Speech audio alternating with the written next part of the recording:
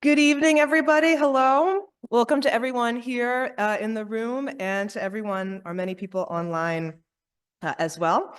I'm Angela Taranzacoste. I'm the Smith Senior Fellow in Archaeology here at the BSR, and it's my pleasure to introduce tonight's speaker, Professor Alessandro Launaro. Professor Launaro is a professor of Roman archaeology at the University of Cambridge. His work on Central Italy explores the intersection between community, town, and countryside at diverse scales and through a diverse set of interdisciplinary methodologies. Within a long-term research focus on the social and economic transformation of Italy between the Republican period and late antiquity, he is particularly known for significant contributions on demography, economy, and urbanism, including 3 books and many, many, many articles. And also for a truly interdisciplinary approach that draws together not only ancient history, non-invasive survey and excavation, but also material studies, including recent contributions using deep learning and AI to investigate pottery and other materials. He is a long-term collaborator with the BSR, when we have contributed to his work at the Rome of town of Interamna Lirenas.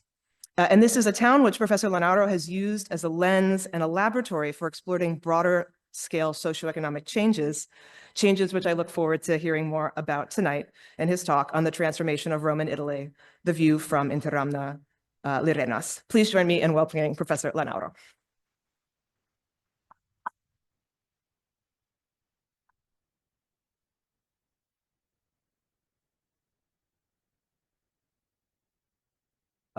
Thank you very much, Angela, for this very generous introduction.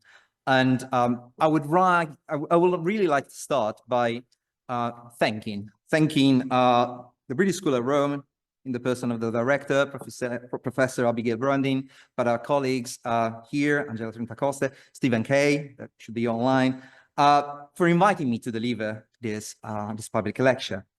It is an immense pleasure. And indeed, this occasion bears particular significance, since the Interamna Lirenas project, as has been already mentioned, on whose results what follows is largely based, has been from its inception a partner project of the school, and which is why our annual reports, fieldwork reports, have features in the papers of the British School of Rome.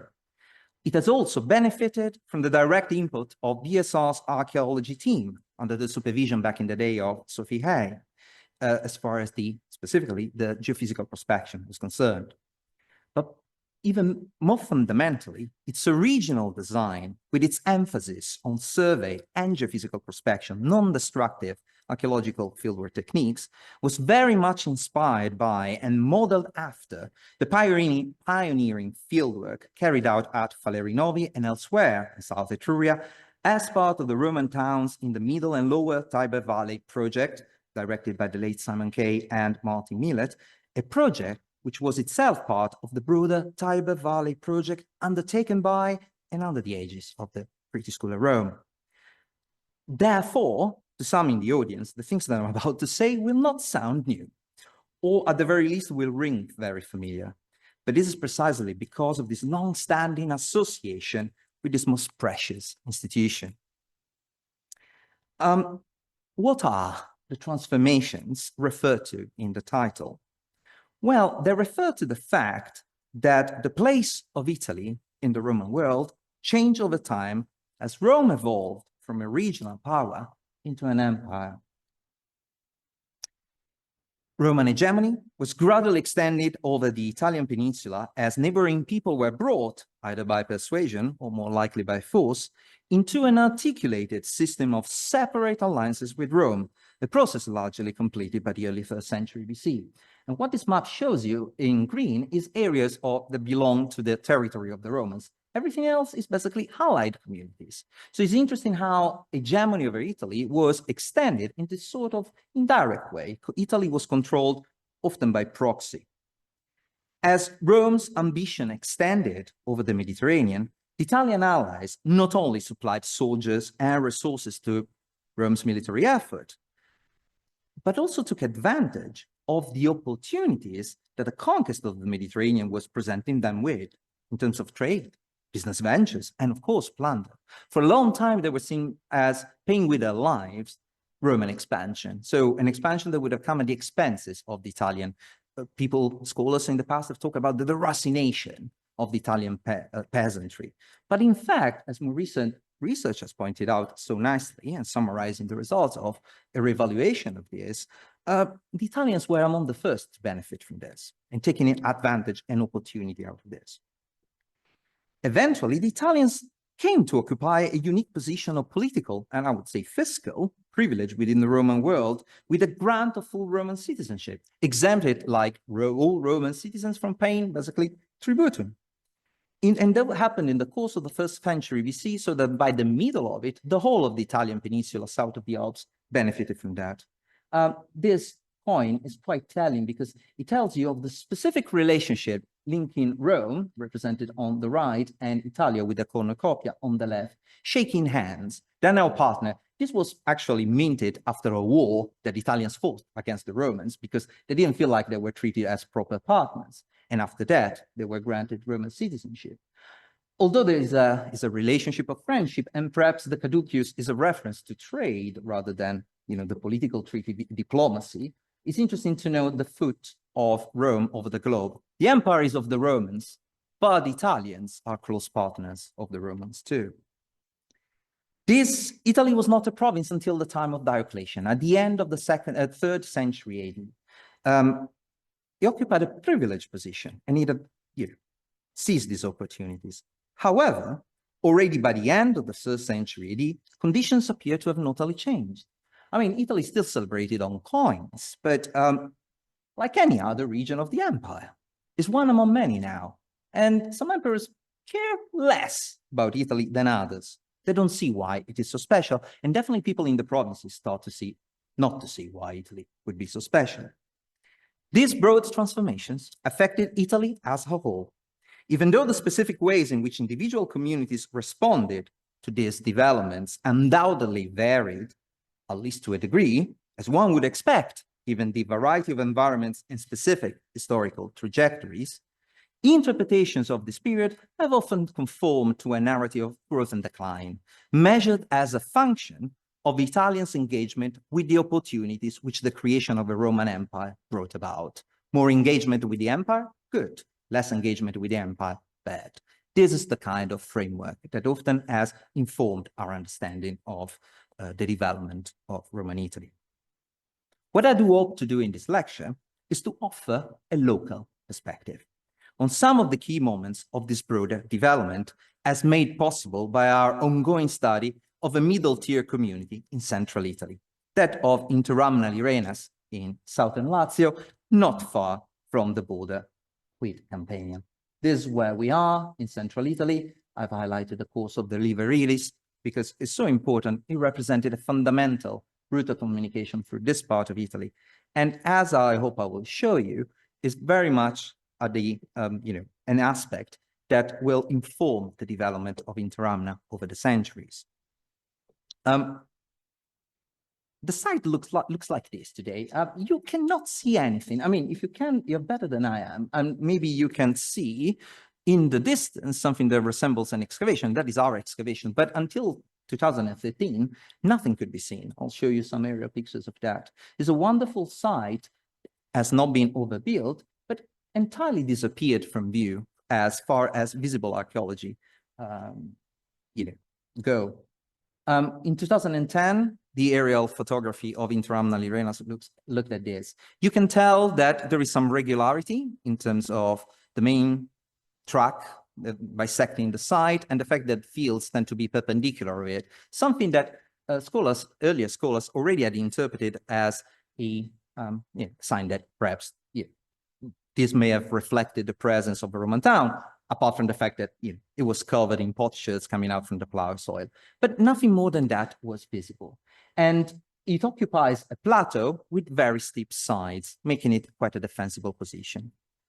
Earlier archaeology did what they could with the little evidence they had. They thought they may have identified the forum, but again, not on very solid ground, more on assumptions. What little archaeology was visible before the war amounted to this. And interestingly, this is located outside of the main urban area, along the river.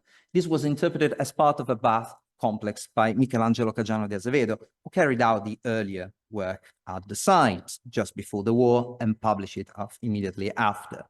Unfortunately, very little remains of this vaulted room. The details of how it was knocked down vary depending on who tells the story. It is either, troops retreating during the Battle of Monte Cassino, or a very disgruntled farmer with archaeologists sneaking around. I don't know, but this is what we've been told. And this is the best archaeology we could find at the site when we did our survey. Actually, we didn't find it. We simply retraced it because this has already been seen another time. Is 1 meter high wall of a cistern at the end of what was a conduct interpreted as an aqueduct. You cannot see anything. Really, you cannot. This doesn't mean that earlier work has not tried to explore the site, and especially relevant is the work done by our Canadian predecessors from McMaster University between the late 70s and early 80s. And they mapped the distribution of archaeological finds, and for reasons that I will discuss later on, they got the impression that, in fact, given the way they dated this material, that the settlement had already started contracting by the late 1st century BC. That is, given that the site was founded, as I will discuss in a second, in 312, at a very short lifespan, already started to decline early in its history. So not a story of great success. Needless to say, aerial photography, well, despite excellent attempts at trying to find traces of the buried evidence, didn't yield many results as well. As you can tell, basically in the work of Ceraudo, they were able to identify some of, that the roads probably belong to the original town, and that some film boundaries more or less conformed to a Roman module in terms of unit of measure. But that was it. There wasn't much visible there, despite, as I said, its excellent attempts.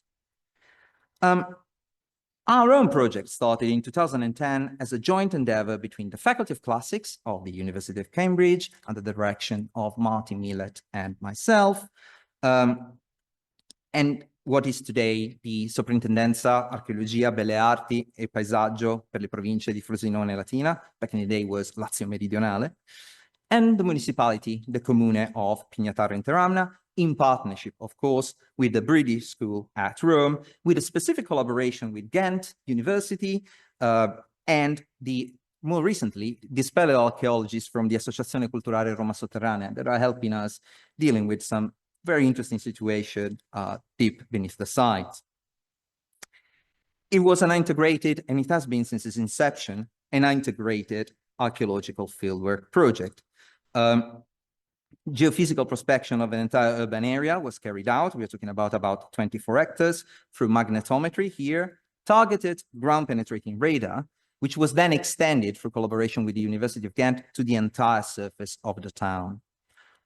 We also carried out a systematic field survey in the surrounding countryside and over the site to try and map the distribution of archaeological materials and get a sense of the chronological development of the occupation, both in town and in the immediate hinterland. Excavation around the forum was started in 2013, and basically they followed the traces that the geophysical survey had identified concerning some of the structures that bordered the northern part of the forum. But more than anything, one thing that characterized our work from the very beginning was timely study of finds. This project started with the Soprintendenza and with the ispettrice Giovanna Rita Bellini. Today we have Carlo Molle.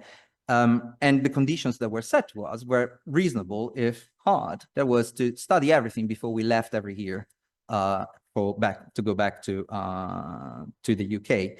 That somehow gave us the right encouragement to get, perhaps reduce the amount of area, the amount of the size of the trench, but make sure that we studied everything before we left. And that sped up the process over time so that now we have a clear idea, not just of the main classes of finds, but when it comes to pottery, all classes of finds, especially commonware pottery, which, as we will see, will come very handy in the rest of this presentation.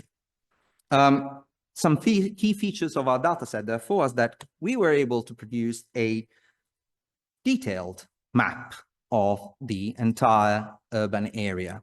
I mean, some of this is tentative to a degree, but we were able to identify more than 200 of individual building units and to propose an interpretation for the vast majority of them, to the point that we were able to identify residential spaces as opposed to areas of religious interest, parts, other public buildings, and other categories that I will have an opportunity to talk about in a second. We are also able to produce our own gazetteers of sites for the countryside so that we could map how the town related with its immediate hinterland, allowing us to get a holistic perspective on the site and its environs. And this allowed us to get a sense of how urban-rural occupation developed over time, as revealed by the chronological distribution of associated archaeological finds, namely potsherds. Recent synthesis of our work has appeared in print and is freely available in open access. Both of these volumes, one specifically Interamna, is all about the geophysical prospection and the plan of the town as a whole. The other is an edited volume with many interesting contributions by other colleagues about other sites, but there is one about Interamna to sort of complement some of the things we said in the volume. Most of what I'm about to discuss is based on data and comprehensive references that you can find there, although I will not be quoting all the time, everything. You are very welcome to have a look at that. You will find it there. Now, let's start from the beginning. An ally of Rome, Interamna was established as a colony, and colonization represented an important feature of Roman expansion in Italy. Looking at the early phases of Interamna may therefore contribute to our understanding of the nature of Rome's hold on Italy. It was established in 312 BC as a Latin colony along a main route passing through Latium into Campania, the Via Latina, which already existed, had been existing for centuries, and very near to a crossing over an important waterway, the River Liri, which was navigable in antiquity. It was part of a strategy aimed at containing and repelling the Samnite expansion in the region, and that has provided the traditional interpretive framework to understand the site, a military stronghold. It was primarily a bulwark, whose mission was to contain the enemy of the Italian alliance led by Rome. And as we'll see, that doesn't really take into account of the later development of the town. The decision to establish this colony was taken in Rome, but involved colonies of both Roman and non-Roman allied origin. That is what made a Latin colony of a different status from a Roman citizen colony that only had Roman citizens. The people that came to Interamna as colonies renounced their prior citizenship and political allegiance, whether they came from Rome or anywhere else. They stopped being Roman citizens, they became citizens of Interamna. They came from another Latin community, they stopped being citizens of that community. In essence, they constituted a new city-state allied to Rome with their own institutions, their own magistrates, their own laws, and new traditions to create as well. Now, direct traces of occupation in the 3rd century BC are not perhaps quite as extensive as one may expect or hope, let alone the late 4th century where we see barely anything. This may have to do something with the fact that the establishment of the colony faced notable challenges. I mean, established in 312 BC, already by 294, the Samnites had laid siege to the town and captured the colonists that had to be freed by a legion that was coming back from the south and sent back to the site. Originally, 4,000 families were assigned to the colony, but we don't know whether they ever arrived, all of them or some of them. Definitely, the site could have not hosted all of them, even if they had occupied the entirety of it. And only a part of it bears sign of occupation, and as well the countryside. Interestingly, however, where you see the highest concentration of finds in this period is where you see the red. Well, that is the forum. So the civic center, the heart of the town, definitely was active already at the time, as this would indicate. More suggestive is our reconstruction of the early plan of the town based on a series of regular patterns that can be detected in the urban plan. We have a regular layout. Now, quite unsurprising, given that we are talking about a Roman town, we have a road from which a series of secondary roads stems out at a regular distance. It is impossible to date this with certainty, but is likely to belong to the original phase of the colony because this seems to coeval with that distribution of finds that already identified the forum as the forum. And it is probably the case that the area was originally subdivided in its entirety, even though not entirely settled. As new colonies, as the town was also developing later on, these plots would have been assigned and occupied, but at the beginning, probably they were not meant to be entirely occupied. And this general spatial organization was preserved later on to a degree in the later pattern of the town. When we look at the individual building that we identified in the plan for the geophysical prospection, especially for the georada, we can see that there are some recurring patterns that conform to this sort of structure. Now, nothing new, as I said. You can find this sort of plan in other Latin colonies, like Calais in Campania, Fregelle, not far from us to the north, Narnia in Umbria, Venusia in Apulia, Isernia, nearby, in what is today Molise, but also outside of the direct area of Roman cultural influence. You find it, for example, in Sicily, in Panormus, area of Carthaginian influence. You already find it in areas of Etruscan influence, like, for example, Musarna. And don't get me started on the Greek side of this. This is to say what? These are recurring patterns, but we are really hard-pressed to find strict rules being applied. And more than anything, we see that this is a flexible adoption and adaptation of a common framework, which was shared by different people in this period, not just Romans, not just Latins, not just Italians, but others. It was a common framework very much spread across the whole of the Mediterranean. And this is to say what? The inhabitants of the Interamna lived in an urban space that probably didn't seem to them to be quintessentially Roman. And as I will explain in a second, I think that made sense. Other than that, we were able to identify a regular subdivision pattern of the urban blocks, the insulae, as defined by the road network. There are two main groups of plots, some larger along the main road, the Via Latina, in fact, which represented the spine of the town. Here you have the forum. Then there are the green ones that basically have the same front, but a little shorter than the large one in blue along the Via Latina. And then all the others tend to be small. So we have two groups. And they are likely to be associated with two broad classes of citizens that we know about as featuring in some Latin colonies, equites and pedites. So people that were organized into classes of infantrymen and cavalrymen. And that is because, the citizen body, taking on themselves the responsibility of fighting to protect their town, were organized according to their role in the military units. And of course, those who were wealthy enough to afford a horse belong to the highest class. We know about this because it's a distinction often attested in the context of Latin colonies. Usually we refer to colonies after the Second Punic War, that is after the Hannibalic War. And this is often explained as, perhaps a role or a new role for soldiers, for veterans after their war. But in fact, it is already attested before that war, in 218 BC in Piacenza, in the Latin colony of Placentia. And this distinction, anyway, was very, very common among Latin allies and basically any other ally to Rome in the 3rd century BC, which we know by the fact that when Polybius is telling his readers about the Gallic invasion of 225 BC and reports the mobilization figures for Rome and allies in Italy, he gives numbers in terms of Epeis and Bezoi, that is, equites and pedites, the two main classes. So what I'm saying here is that colonial hierarchy is generally assumed to have been a defining feature of Latin colonies from the very beginning, but it was already quite common in this format, probably across all of Italy. Interestingly, here we have the case of Cosa, where Elizabeth Fentress already 25 years ago identified a similar pattern of two classes of citizens, and Cosa being a Latin colony as well.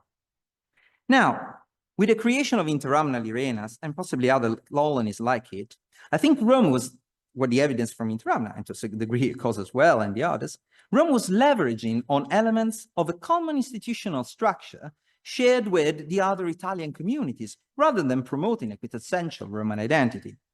Such a goal would have been especially odd, I think, in the context of Latin colonies, where colonists of Roman origin were required to forego the Roman citizenship and were supposed to merge and create a new community with others. What would have been the point of making a Roman town where a large part of the colonists didn't share the kind of identity, or actually may have come from communities that until not long before had fought against Rome? So it was important to create a sense in the early and critical early stages of the creation of a colony, a sense of a new community. And this was, to a certain degree, an autonomous community.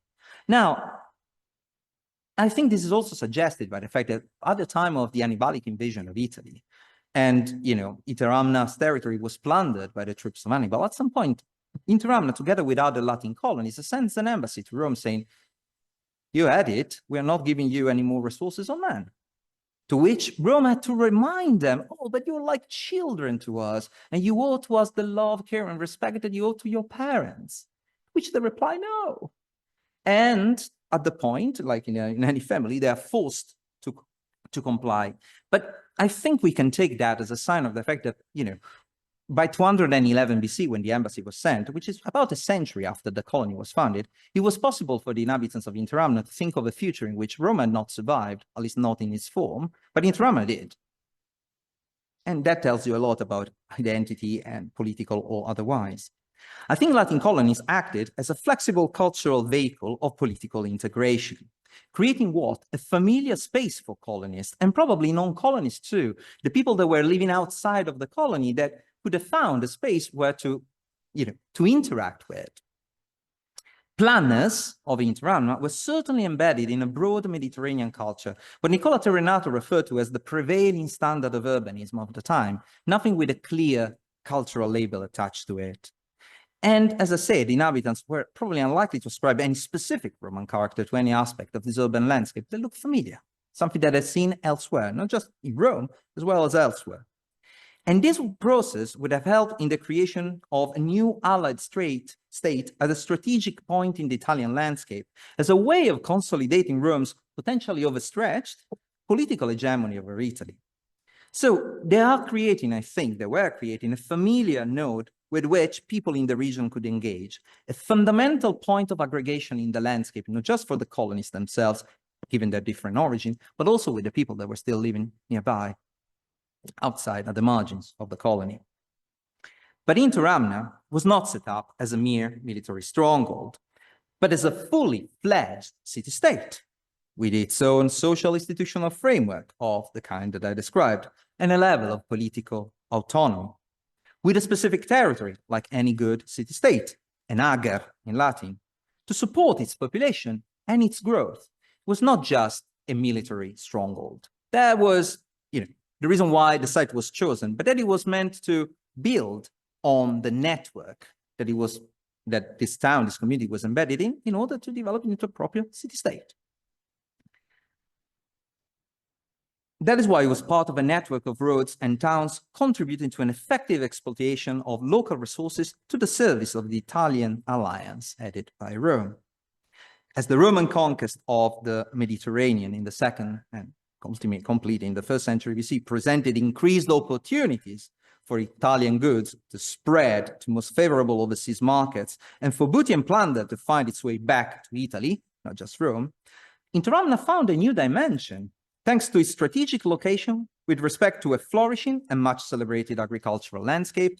We are in an area that you read about in the Latin agronomists, from Cato to Varro. Varro owned the property here. You find mention of Casinum and Fenafrum. This is the quintessential Italian landscape that they're writing about, one of the most fertile regions in the area.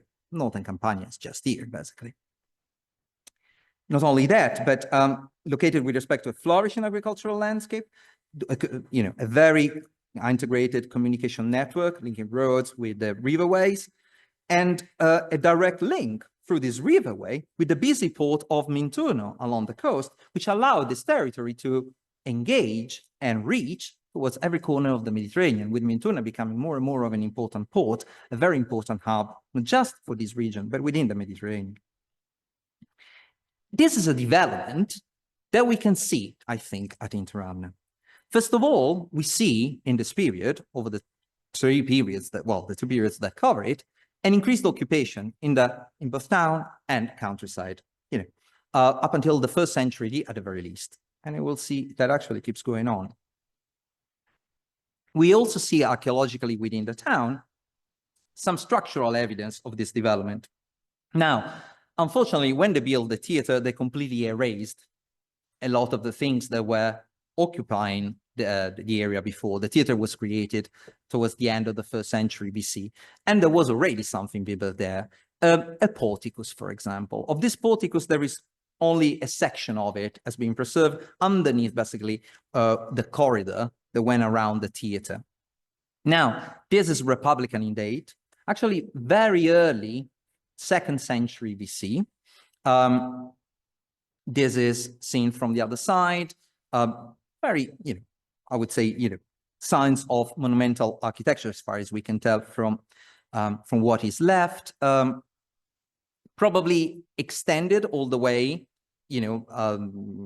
further to the southwest, but unfortunately this part of the construction of the theater completely took it away. Maybe you will be able to find something here when we dig, but I doubt.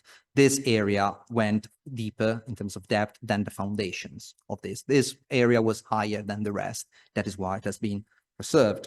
Now, the excavated remains are too limited to confirm a specific function of this porticus, whether it was part of something else and for what uses. But this is an architectural form anyway, derived from Greek types appearing both in Rome and elsewhere in Italy at about this time. What is interesting here is that doesn't seem there to be a delay between this porticus, kind of this architectural type appearing in Rome, and we see in it at Interamna. They seem to be contemporary in the same way as the feature art in Turno.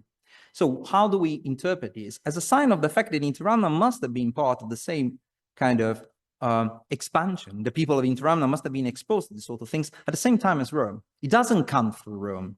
This is something that the people in Interamna probably saw at about the same time as Rome. There is no delay. Rome started having its own porticus probably at about the same time as Interamna and Minturna. The infrastructure in the territory gets further renovated and improved. We have the creation of a bridge in the late 2nd century BC, still partly standing, only basically the arch, part of the arch remains standing, and is built along the road, not far from the main town, as you can see here, connecting Interamna with Casinum. Because Interamna was very well connected to nearby centers that, by an account, probably were more important than Interamna itself. They were certainly larger, Aquinum, for example, because it probably acted as a bit of connecting point between this hinterland, this region, and through the river, everything else that was going on in the Tyrrhenian area and the Mediterranean. The area that originally was interpreted as belonging to a bath, the extramural bath, in fact turned out to be something more complicated than that, to the point that today we don't even think this may be a bath complex, probably something else. Is a later development, because doing geophysical survey next to the river, what we identified are remains that we are inclined to interpret as belonging to an array of structures linked with the river port. So what you see here is several buildings. The more interesting of which is probably this series of large rooms parallel from each other. These are the results not of an excavation, which is a physical survey, which partly explains the wobbly lines. But we think this might be warehouses belonging, servicing the port. This may be a bath complex, partly indicated by the apse, maybe. And we have a temple here. What we think we found here is a series of structures that we sort of would expect to find along the river port. A temple also to keep at bay, maybe dedicated to the river god, to keep away the waters from flooding the area. This port, this area, judging from the materials we collected on the surface, well, its main period of occupation lasted from 50 BC to AD 400 at the very least, and probably was established earlier on. But it was established earlier on, but it acquired this sort of structural features in the course of the 1st century BC, when the town was exploding. We have evidence of an increasingly rich urban texture. The plan of Interamna suggests, a variety of buildings. You can see here in orange, we have what look like two terrace sanctuaries. So terraced open onto the valley beneath it, with a temple either at the end or at the center of it. Resonant with Hellenistic architectural types well attested in this part of Italy between the late 2nd and early 1st century BC. In blue, we have 3 bath complexes, one rather large, the other 2 relatively smaller. And very interesting, because this was found, originally through the GPR of the done with Sophie of the British School of Rome, and then further expanded with GPR done by Lieven Verdonk from the University of Ghent, a theater. Now, immediately you will notice that as a theater, it looks a bit odd, insofar as it seems to have been cut. It's not a full semicircle. And the reason for that is that the hall was in fact inscribed inside a rectangular building, because it was roofed, which is not that common as a solution for theaters in Italy. There are about 10 that have this solution out of 100 and more than unknown. So it is part of a development of the northern corner of the Forum, which was likely begun in the 1st century BC, with the stage decoration completed in the early 1st century AD. A form, once again, probably modeled after Greek architectural types. These are the council hall of Greek cities, look a bit like that, smaller, but, an enclosed kind of semicircular seating area. Next to it, a basilica, which you see here, this is the part we excavated. This is the part of outline we recreated with spoils from the spoil heaps, so materials, together with local residents, so as to give some visibility to what is otherwise better kept, protected, and buried. Again, a development contemporary to that of the theater.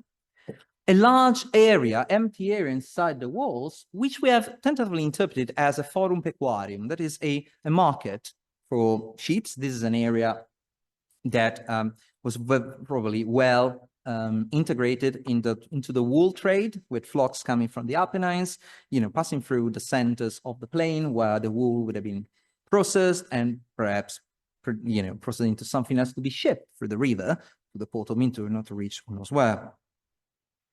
The other interesting thing is a range of buildings featuring a series of rooms open into a common space, a courtyard. Now, these are probably polyfunctional.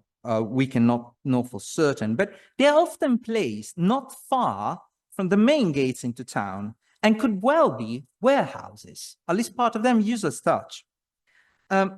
The number of them, and this I'm only showing you this area, you can find them elsewhere in the town, may seem a bit excessive if they were to exclusively serve a middling town like Interamna. By any account, the size of this town is not impressive.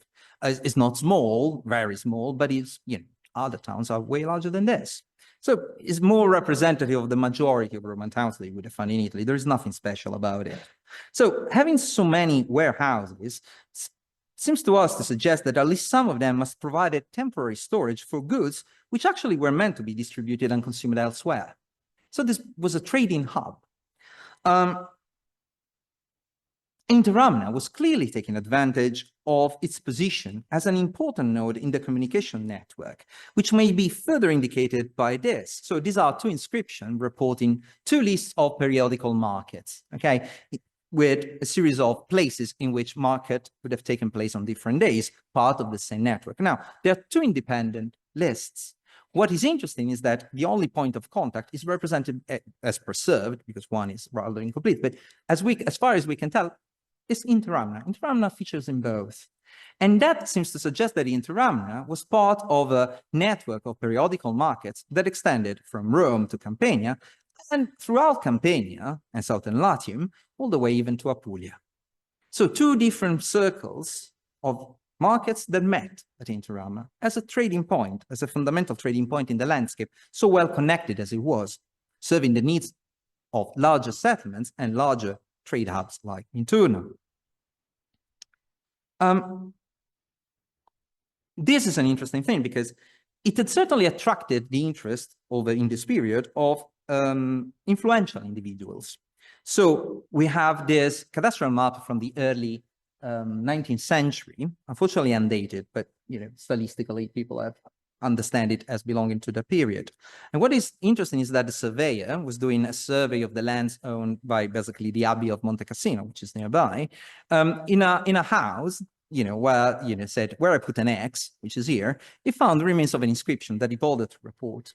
Now, this inscription, in fact, had been noted by scholars over, over the 19th century, but always very incomplete. Probably by the time this gentleman had seen it, it had been already been damaged. And so making sense of it became increasingly difficult. It talks about a patronus of the municipium that is a political ally of the town. At this point, Interamna has been granted citizenship, is a municipium, therefore, and people have suggested that, tentatively, that this may have been Julius Caesar himself, but difficult to prove. We were lucky enough to have the full text of the inscription that basically not only tells us that, yes, it was Julius Caesar, but it was in 46 BC, gives us also a date. At a crucial time in his career, not too far from his ending, and possibly linked is the fact that he had, they dedicated probably a statue to him as patronus, as political ally of the community.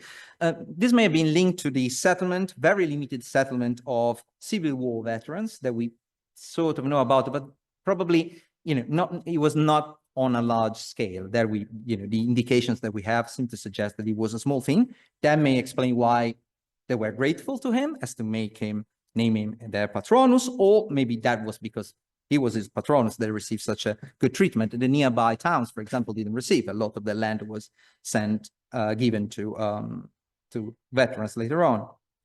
But I think it also tells you that Caesar was securing the support of a crucial node in the communication and supply network in this part of central Italy.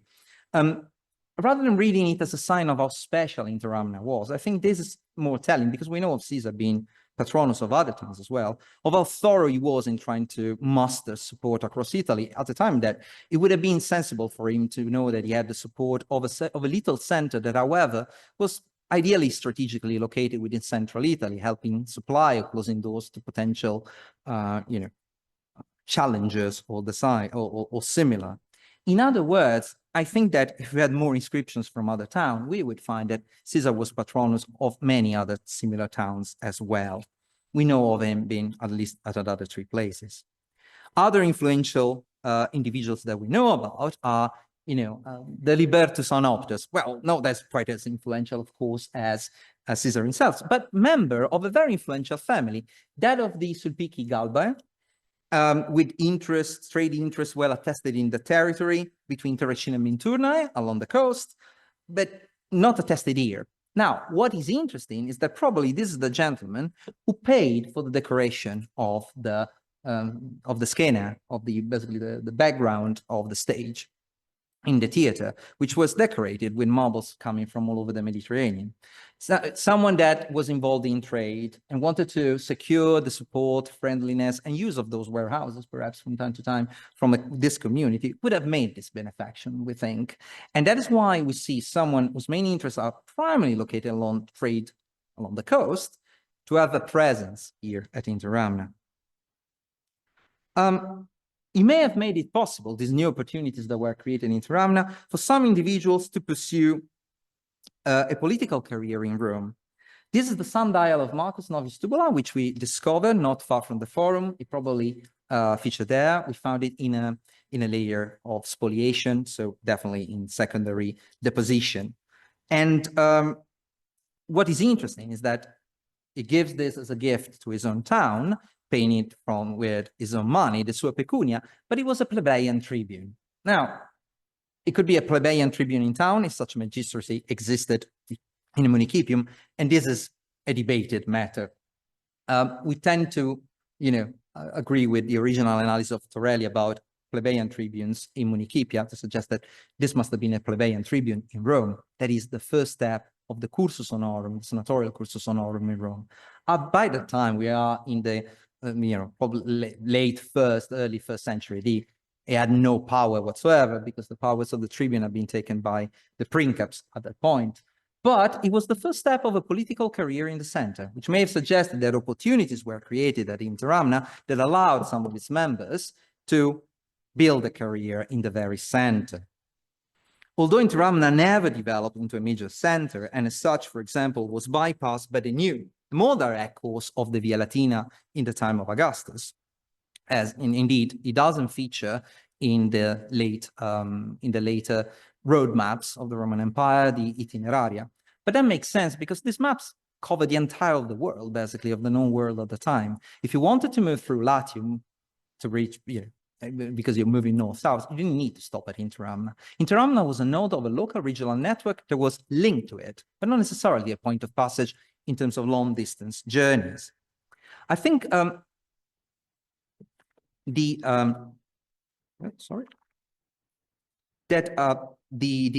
this transformation, although Interamna never developed into a major center, it served an important role in the region, intercepting that intense flow of goods and people that the conquest of the Mediterranean had greatly stimulated. It illustrates the extent and depth of the impact of those transformations, even on relatively small and secondary center. Interamna was not special. That is what we strongly believe. Acting as intermediaries at the local regional level between more important areas of production, distribution, and consumption. The success of this kind of settlements, of cities, of towns, rests on their ability to intercept and serve that flow of goods and people, which may have only passed through them. But Italy's position within the Roman world was to transform further by the end of the 1st century AD, as the provinces developed from a land of conquest into a more integrated empire, relatively more integrated empire. Provincial goods spread at the expense of the Italian ones across the Mediterranean, even in places like Rome and Ostia, where, as you can see, they account for nearly half of everything that was there. And Italy would have been the nearest provider and still, imported goods from Spain, Africa, account for much of the shirts that were studied by Clementina Panella and Trecciana when they produced this graph. The apparent crisis of the Italian agricultural autonomy centered on villa and traditionally aimed at the production of that surplus that was sent out in the amphorae has been, identified in the declining, the crisis of the system has been identified in the possible decline of villas, traditionally identified, although this may change depending on the area you're looking at, as we'll see. There is no doubt that the empire was being inherited by the provincials because the number of senators, unknown senators of provincial origin, increasingly accounts for a larger and larger proportion of the senators in Rome. And the Italians feel this sort of encroachment, and they complain when it first starts, but to no avail. And we have, generally speaking, signs of financial distress among Italian communities, which appears to require the introduction of specific schemes aimed at possibly other reliefs of poverty. The Alimenta scheme, well attested across Italy, primarily epigraphically. Now, conditions were changing. Fergus Miller famously noted that Italy during the period of the Roman, the Italy under the empire has no history. And John Patterson have written some very illuminating pages about how Italy may have transformed and changed, not necessarily within an interpretive framework of the kind, but more of reorientation. And I think that evidence of the Interamna may suggest precisely that. Not so much a crisis in the 2nd century AD, even preceding the empire-wide so-called crisis of the 3rd century, but more of an adaptation to new conditions. There is in fact mounting evidence to suggest that different parts of Italy may have experienced and responded to the impact of these transformations in different ways. In the Tiber Valley, the Tiber Valley project has shown that there is considerable continuity between, the early imperial period and the mid-imperial period. So around Rome, the work by colleagues from the Sapienza that I had the opportunity to listen to, whose work I had an opportunity to listen to in November, showed that this perfectly aligns with the results of their work. So the Tiber Valley and the Suburbium, their work in the Suburbium seem to suggest that things there were not as bleak as previously might have been suggested. And we see the same at Interamna. Continuity into the 3rd century AD. Now, what is interesting is that had we relied on the kind of materials that the Canadians had relied on, that is primarily fineware and amphorae, we would have seen this pattern that is big in the Republic, already down by the early empire and almost disappearing by the late empire. And that is because they were looking at materials as diagnostic for each period that progressively were produced locally, produced in Italy, but outside of Interamna, and produced elsewhere in the Mediterranean. So what we are suggesting that probably they're looking not at the right kind of material that would have been evenly supplied for its presence to be suggestive of the presence of people. What this is showing you simply the patterns of supply, not the presence of people. If you rely on the commonware pottery on the other end, that local ware that was easily accessible, produced within the region, this is the kind of pattern that you get. And this is the kind of pattern that we were able to identify for the town and the countryside. So notable continuity of occupation only made visible through a study of commonware pottery of predominantly local regional origin. Now, although Italy may have lost much of its privileged position in relation to the provinces, it remained one of the most populous regions of the empire, endowed with relatively high levels of urbanization, and impressive communication infrastructure, which would have made it possible, even though, not well integrated as before with what was going on in the Mediterranean, would have made it possible for its communities to rely on the resources that were available within the peninsula. Our analysis, in other words, points to a thriving local regional network of production and distribution that has always represented the baseline of the Italian economy, and that was less likely to suffer from significant shifts in overseas trade, undoubtedly less profitable than exporting goods overseas, but considerably more stable and resilient. The inhabitants of Interamna and similar communities elsewhere may have adapted to these new conditions by compensating for the decline of the flow of goods to be exported overseas, but further increasing their support in the circulation of goods at the local regional level, with the river port, remember, being active well into the 4th century AD.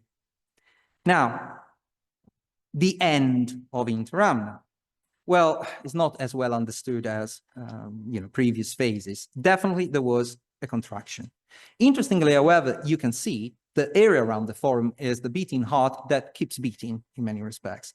So we keep wondering whether this is exactly what happened, or whether perhaps we are not quite seeing something that is there simply because we do not quite understand as well as we do for earlier periods, the material culture, the archaeological evidence that we used for those earlier periods. Inscriptions tell us something that the reason why we think that perhaps we are missing a bit of the piece of the picture are a couple of inscriptions. This is an inscription dated roughly to the 3rd, 4th century AD, which is interesting because it mentioned a gentleman, this Marcus Sentius Crispinus, was a benefactor of the town and was paying for the restoration of the baths and adding a porticus around a columbus. Now, basically, a porticus around the pool. It's the only, given that we have the plan of the town, we look for a bath complex that could have featured this sort of thing, and we found it. So here is the porticus around what we think was a swimming pool, and it's in the area near, the civic center, not far from the forum. Now, what is also interesting is that not only, in the 3rd century, 3rd, 4th century, probably they were restoring this bath complex, but that for that, he was granted the right of a bicelium, that is a double seat at the theater, which seems to suggest that the theater was in operation at the time, still in operation at the time. This bath complex keeps being restored up until 408 AD, so relatively late in the 5th century, later on in the early 5th century AD, by a member of the same family. Now, this is to say what? That it seems the community was still in some form alive, because forms of civic cohabitation were worth enough to be restored. And possibly Interamna kept, although in ways that we cannot quite understand precisely, kept playing its role within the region, with no obvious signs of violent destruction at the end of its history. So when we excavate, we find that the town was cleaned by later spoliation, but there are very little signs of anything in those contexts that are well preserved and mostly intact, of any violent destruction. I think that the town was simply abandoned the moment in which the network that was so important for its life ceased to be used. Another one at the end of antiquity must have come into place. So in conclusion, what I hope to have shown to you this evening are the ways in which the nature and development of Interamna Lirenas may have reflected broader transformations affecting Italy during a crucial period in its ancient history. This may have conformed to some of our expectations and defied others, especially for the mid-imperial period, I think. But what it really matters is how comprehensive the picture which we have been able to produce is for a middling community in central Italy, straddling both town and countryside. I mean, if Interamna is not special, I'm not saying that you should be taken as representative of every other town in Italy. That would be silly. But it shared features, being on the road, well integrated with a communication network, well integrated in its own regional framework.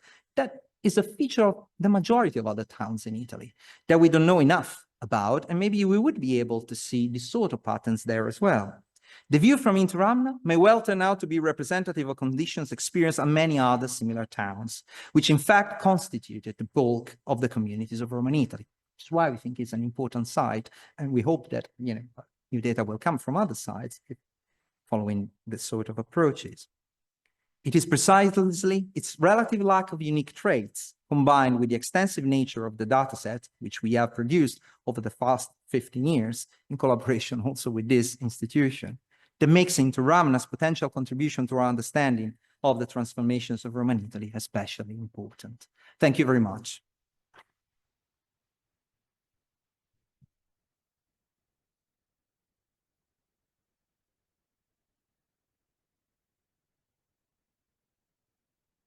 Thanks so much, Alessandro. We're going to have some questions now. And just to remind everyone online that you're very welcome to type in your questions as well. And as chair's privilege, I'm going to ask the first one. I was really struck particularly by that beautiful inscription with the markets and the kind of different rosettes where you have towns each within their kind of own bubble, and then the bubbles all interlinking with each other. And really going beyond this idea I think we have of kind of city and hinterland, but then interconnected cities and hinterlands. And I was wondering, do you have material evidence from Interamna about kind of what its function would have been in that multinodal network of cities and hinterlands? Any kind of specialization, or is it just the fact that it is a node in the network that's kind of making it special? Okay, so we had an opportunity to check some of our materials with those at Minturne through an excavation was carried out by colleagues from the German Archaeological Institute in collaboration with the Superintendenza back in the day. And it was possible to see that in terms of commonware, there was some overlap. It would be interesting to expand our study of the commonwares to see how they feature in sites nearby. We were able to look at not urban sites, but sites in the countryside of not necessarily within the territory of Interamna, even a little beyond, to see that certainly whatever the origin, local or regional of this material, they may found their way through, possibly we think also through Interamna. I don't think that Interamna by itself had very much to offer in terms of resources. Its main resource was the road and the river. That is, some people would say is a service town, which is basically a producer of services. So it's still in the old consumer versus producer city, I think is still on the producer side, but of services rather than goods. And that is why he relied more than on something that was already there on the landscape as such, which would have allowed perhaps to develop his own bubble and live out of it. He definitely relied on the system that had to exist for it to flourish. So he relied on the fact that Aquinum nearby was a very important town, but slightly removed from the river. The casino may have been linked to the river, but also needed perhaps an even more direct route to the river. That is where all the things intercepted. The hinterland of Interamna, we don't read about it in the agronomies, but we read about Casinum and Venafrum. Venafrum may have found his own way, but I can see that a lot of things found their way to the Liri through Interamna. And to us is the evidence of those courtyard buildings. It's interesting because having done this project in parallel with the other one, with a similar kind of analysis of extensive geophysical prospection of Faleri Novi, which you know very well about, and whose studies now brought to a completely new, different level. But looking at the plan, they look different. I couldn't see the same kind of emphasis on these courtyard buildings here at Interamna. I could see it at Interamna, couldn't see quite at Falerinovi. So it seems that, and maybe Falerinovi was inserted in a much wealthier agricultural landscape. They could have had some resources they can muster in the way that Interamna did not. And I think that partly explained is petering out in late antiquity in a way that now we know is different at Falerinovi, because Falerinovi in a way could live out of his own landscape in a way that Interamna could not. No violent destruction, because the moment the network enters a crisis, that is the moment that they realize, it has dried out. We need to move on. And what they do, judging from the amount of materials that we found, and of course they've been spoliated in the Middle Ages, so there was probably originally more there, is that they might have taken a lot of that material to build their houses somewhere else. Definitely inscription turned out in nearby, not just farms, but, towns elsewhere. Ended up in Monte Cassino, surprisingly. But there is nothing, there is plenty of evidence to suggest there was a systematic kind of, okay, let's dismantle this town and reuse it somewhere else. So definitely it was, to answer your question, services is the thing. I think. Well, thank you. Other questions? We definitely have some online. Let's see. We have one that says, "Hi, Alessandro, thanks for a fascinating talk. I'm intrigued by your recent work around the river port. Will you expand your non-invasive surveys or indeed undertake any excavations? This seems to be key to your discussion of the local trade network, especially along the Liris. Do you have evidence for locally produced transport/storage vessels?" Okay, thank you, Stephen. The river port. The area where we've been excavating, the main site, is owned by the Comune. It was acquired by the Comune after we discovered the theater. And that was one of the conditions that allowed us to start an excavation. The river port is in private property, and we gathered there is not much, let's say, inclination to allow us to explore it with an excavation. So maybe this will change. And I would be very interested to expand in that area that, as Stephen rightfully pointed out, is becoming key and is a relatively recent development. We carried out the survey in 2020 during COVID. Actually, we live in Verdonk did, and was around to help on. So we would also like to do more magnetometry, because one thing that we found is that the two techniques are in fact complementary, even on the main side.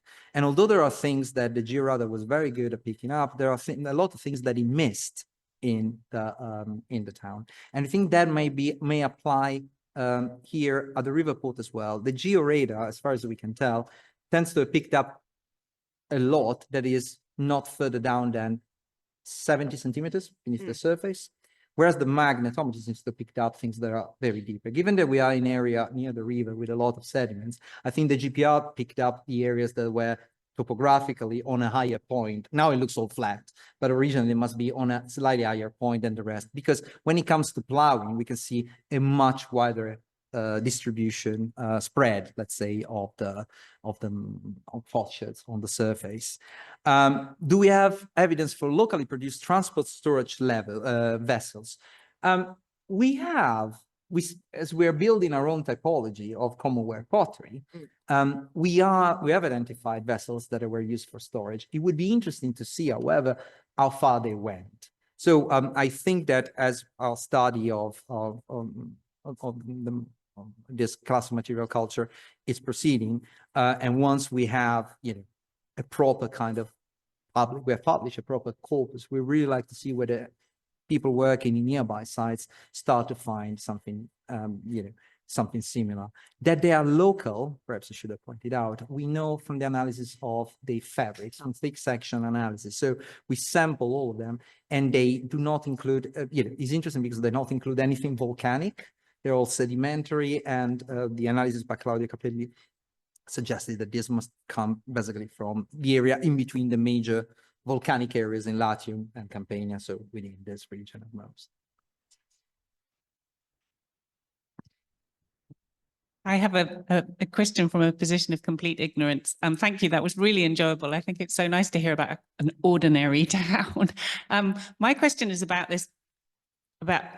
colonization, really. I'm so interested well, you showed us Italy receiving the cornucopia from Rome, but this town with its quite tight, dense kind of urban structure, have you got a sense? So does it include the Roman colonizers and the local people integrated? And is there a differentiation? And is it ethnic, or is it entirely to do with citizenship? What sense can you give us of how that works? I mean, in the time while it was a colony, being given political autonomy, at least as far as internal politics are concerned. I mean, they were a member of an alliance led by Rome, and decisions were taken by the Romans, were taken in Rome. But that, concerned alliances with third parties, where to go to war, things like that. Internally, they were totally independent. They could grant citizenship to wherever they wanted. That is why I think it was a very effective vehicle of integration. That is, we create an allied state. They have their own institutions. They have their own citizenship. And they will create a space that is very much compatible with the expectation about how to structure an urban space for the colonists, irrespective of their origin, Roman or otherwise, but also for the kind of people whose territories we conquered, and actually that only a part of the territory that we conquered, we took for ourselves to give to the colony. There are still communities of defeated people that live all around as a crown. Over time, these people are brought in, and progressively they're granted, they become allies themselves, they granted citizenship, and that is how progressively there are places like Aquino and Casino becoming what they are. But I think in a way that we see, for example, in another site was the Latin colony, Esernia, which I mentioned today in Molise, there is an inscription mentioning the Samnites inhabitants.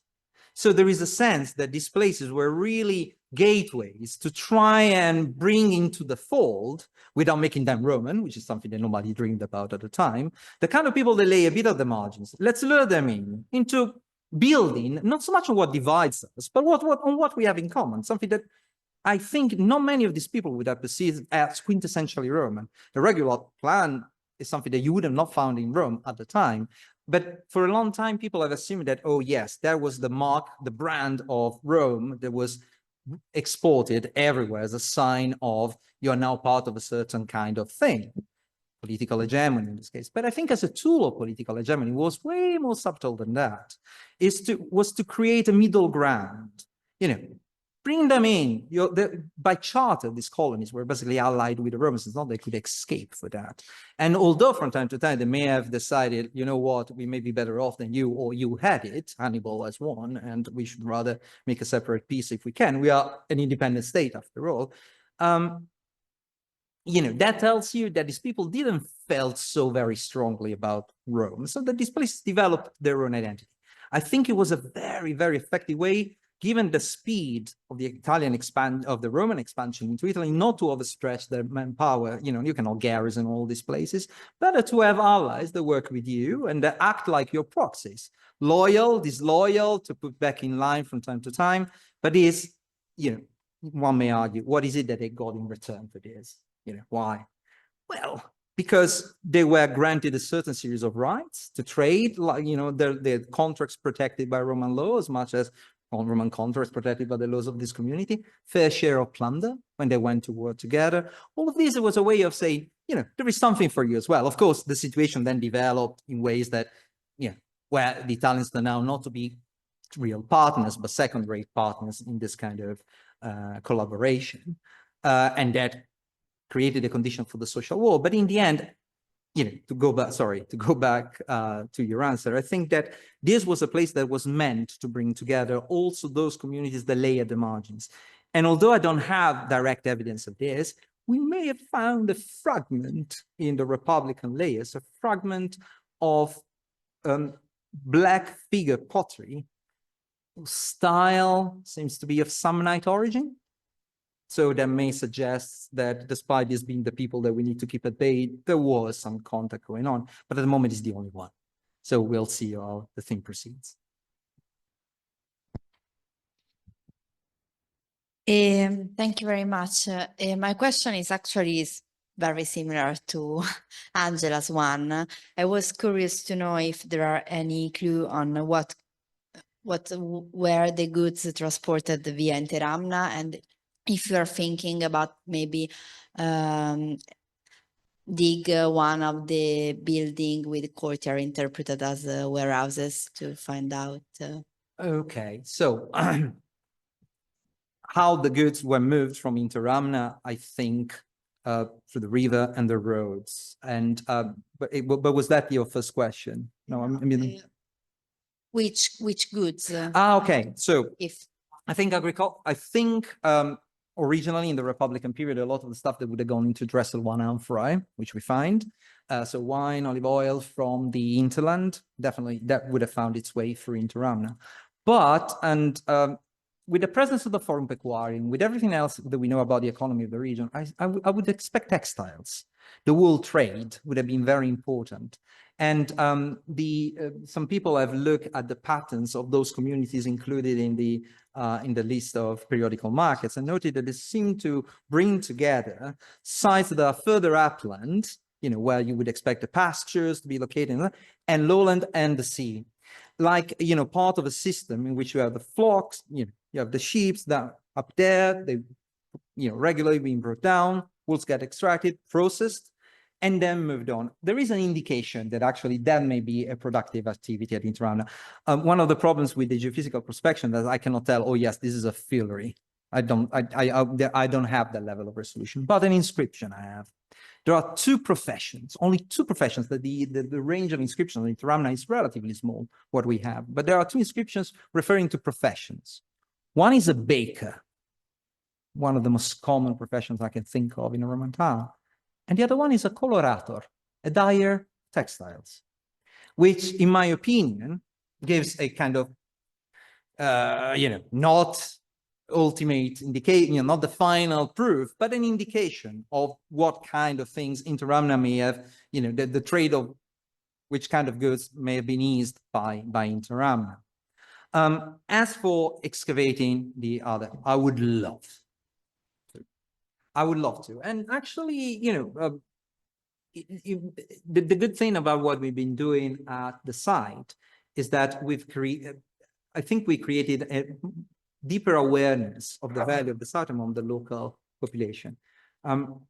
The sense before we started is that there was something there, was under a vincolo, they couldn't do anything with it, but nobody was doing anything with it either in terms of archaeology for a long time. They felt therefore that probably there was nothing. I remember even when we were started digging, people were telling us, oh, you will only find some stones and there will be all, there is nothing really there. But through our work, and that is why it's important, actually, we show and we preserve what is there, we created a sense of awareness among the population, to the point that I have to say, a lot of the capping was a gift to us by one of the locals, because at some point there was a major budget crisis. We were partners with the Comune, and this person stepped in. Somewhere, Antonio Silvestre Evangelista, and actually recently gave us some lights to keep the sites illuminated at night, so as to discourage people. So, and as part of this, someone has approached us, say they would like to give the Comune his own land for free. Now, as you can imagine, this may take, I don't know exactly how this will work out, but spoke with this person, was very nice, very kind, and seems quite determined to see something being done out of it. There are some bureaucratic aspects to take into account. The unfortunate thing is that I don't know, I didn't quite understand which field he was talking about, but it seems to be away from the forum, which is a good news for me. Because the reason why we started from the forum, people say, but with all these things, first of all, we didn't know at the beginning that we would have found this. We found the theater, which was very important for us to identify and to show the people, because the lack of any remains to be associated with the theater had been traditionally taken as a sign of the non-importance of this town by the end of the 1st century BC. Every other town, Aquilum, Cassino, Minturna, everyone has something sticking out of the ground, more or less monumental, that resembles a theater. Interamna didn't have that. I remember reading, they didn't even have a theater, and as such, probably they were declined. So the fact that we found a theater, and also of a peculiar kind, showing that these people actually have some sort of elaborate taste. They knew about, architecture. They wanted to have a roofed theater, not just the theater, seems to suggest something different was going on. That is why we started there. And it was also important to show people within the commune that there was something and something notable. Then we moved in terms of research question to the earlier phases of the town. And of course, given what I showed you, these were to be found nearer to the forum. So now we are going deeper around the theater and around underneath the basilica as well. And we found those traces. But my next step, if I could, would be move out of the forum area if I can, and explore either, if the situation were to change, along the river port, or one of these buildings.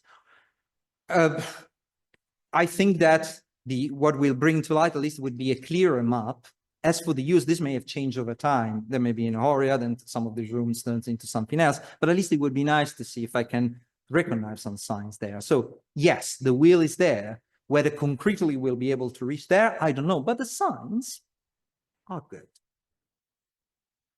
Okay, building on this theme of architecture, we have a question online from Joseph that says, what do you think other cities or town planners can take away from the structural composition of Italy?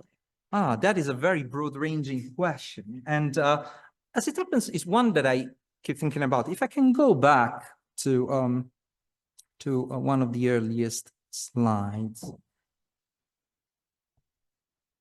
Sorry.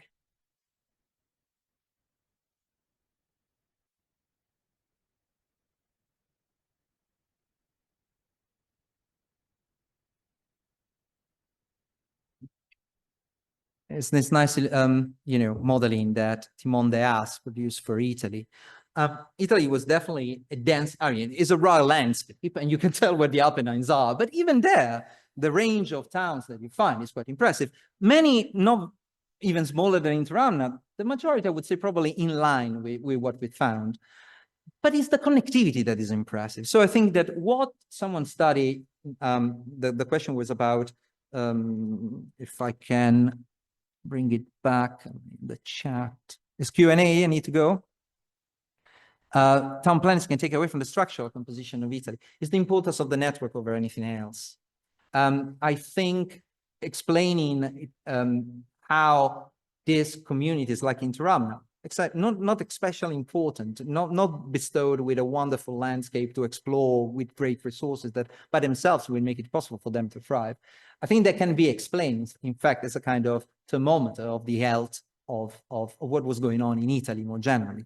Now, what I try to do today is to try and show that irrespective of the place of Italy within the Mediterranean, and certainly they experienced a period of, they took advantage of this privileged position, but even when that came, was no more, they were still able to rely on this very, very dense network of communication, which allowed these people to, exchange and to thrive in the same way.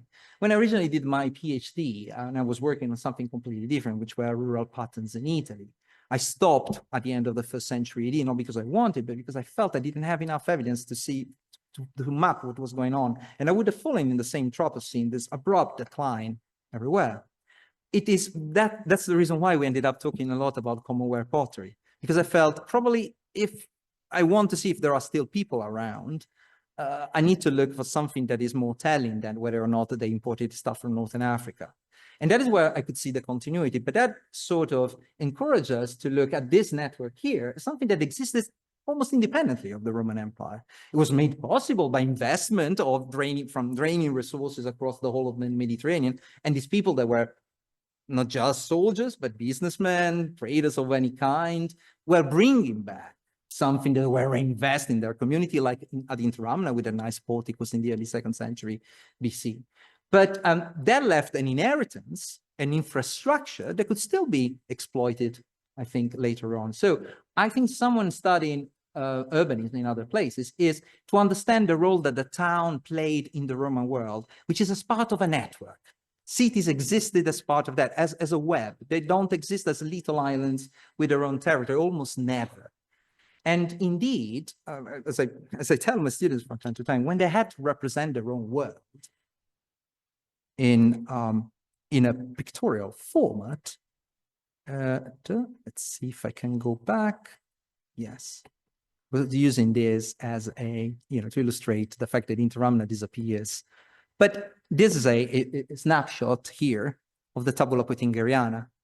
I mean, the way they understood the world was places connected to other places. And you move into this world by moving from one node to the other. Then, of course, in the middle, there are mountains, there is, rivers, there are other towns, there is even Interamna, even though not reported here. But that is the way the Roman world conceptualized, bringing people together. And if you follow all these roads, you will end up at the big circle that is Rome, but also other places as well. So from someone studied Italy more generally, I think, and Italy also is a reflection of the Roman world. In Italy, you see to the extreme how integrated and dense that network was, and how that made it possible for the Roman Empire to exist and the Roman world to exist the way it did, by bringing together all these disparate people, one way or another. I suggest that we continue the discussion over a glass of something. Please do join us upstairs for a drink in the foyer. And can we close by thanking Pepe so much for making this event hybrid and here today, and Professor Launaro one more time. Thank you. Thank you very much.